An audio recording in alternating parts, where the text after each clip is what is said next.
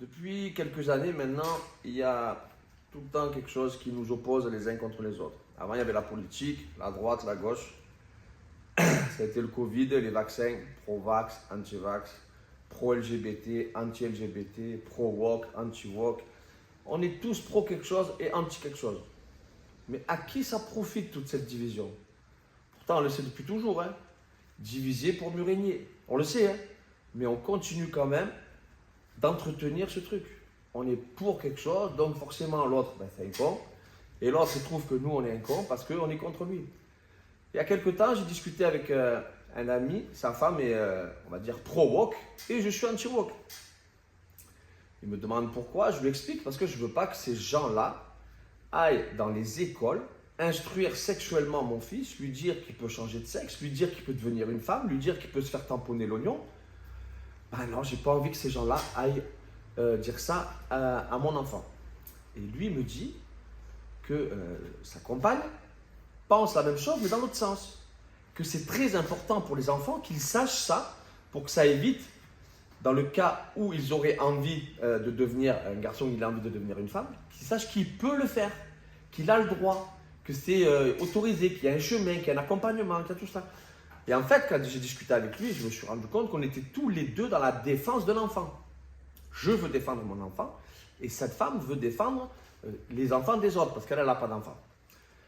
Donc voilà, on est tous pro quelque chose, anti quelque chose.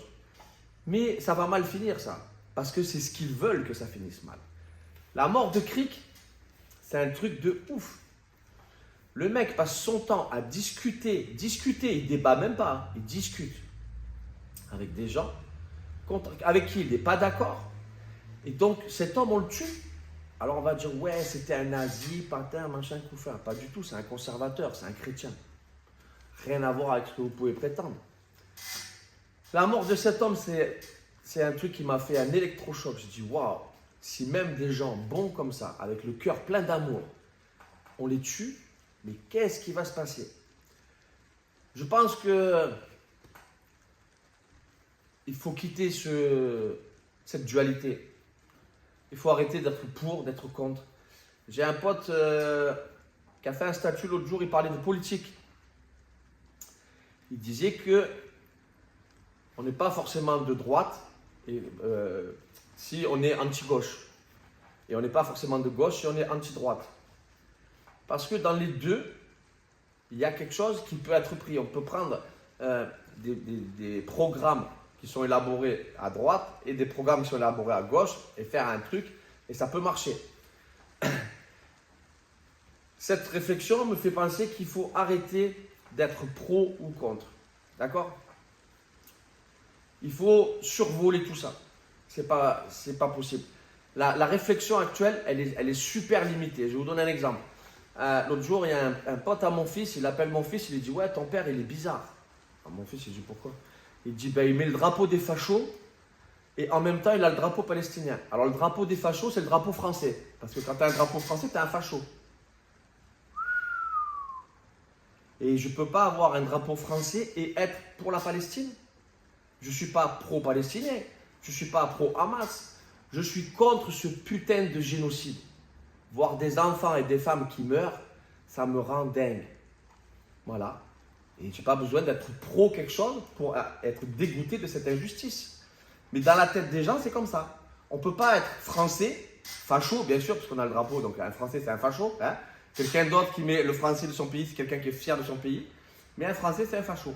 Donc on ne peut pas être français, facho, et être pour la Palestine. Parce que si tu es français facho, tu es anti-palestinien.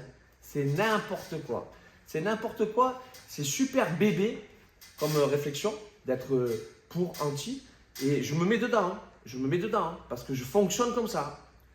Mais j'ai décidé hier de tout faire pour sortir de ça.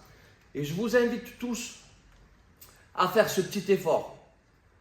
Déjà, faites-le pour vous, parce que je sais que ça ronge d'être toujours en guerre contre le wokisme, être en guerre contre l'État d'Israël, être en guerre contre ci, être en guerre contre ça. Ça ronge, ça use. Je le sais, je le vis. Et deux, j'ai pas envie de faire partir de ce truc. J'ai pas envie de faire partie de ce truc. J'ai pas envie d'alimenter la jouissance de ces gens qui sont au-dessus de nous et qui nous manipulent. J'ai vraiment pas envie d'être le dindon de la farce. Alors je sais que je vais regarder certainement des gens que j'aime continuer à être pour, à être contre, mais je vais moi tout faire pour sortir de ce truc-là. Je vais tout faire pour sortir de ce truc-là. Je vais plus alimenter ça. Je vais plus l'alimenter. Je continuerai de prendre des positions, mais je n'alimenterai plus le pour et le contre. Je n'alimenterai plus cette dualité. Il faut arrêter ça parce qu'on va s'entretuer les uns les autres.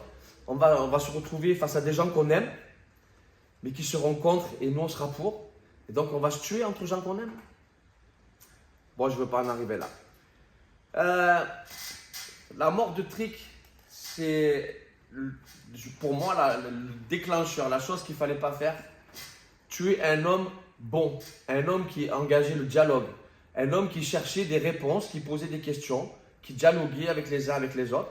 Oui, mettez tout le monde en PLS. Bah oui, c'est normal. C'est normal qu'ils mettent tout le monde en PLS. C'est un conservateur, il est animé par la voix de Dieu. Il peut pas, et personne ne peut lutter contre ça.